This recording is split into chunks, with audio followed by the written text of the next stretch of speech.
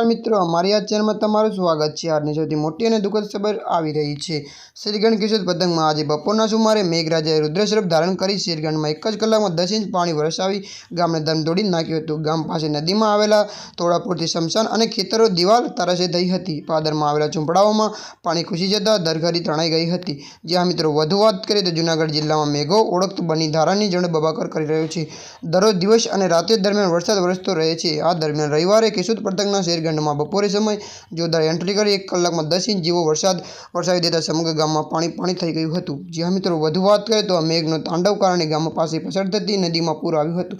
પૂરના ધમસેઈ પાણીથી નદી પરના પુલમાં ગાબડું પડી ગયું હતું અને બાજુમાં આવેલા સ્મશાનની કમ્પાઉન્ડ દિવાલ તૂટી ગઈ હતી। આ ઉપરાંત જ ખેતરના સુરક્ષા દિવાલો પણ તરસેઈ બની હતી। જ્યારે પાદરમાં આવેલા ઝૂંપડામાં પણ પૂરના પાણી ફરી વળતા દરખરી તણાઈ જવાથી કેટલાક પરિવારો કફોડી સ્થિતિમાં મુકાયા હતા। જ્યાં મિત્રો આજની સૌથી મોટી ખબર મળી આવે છે।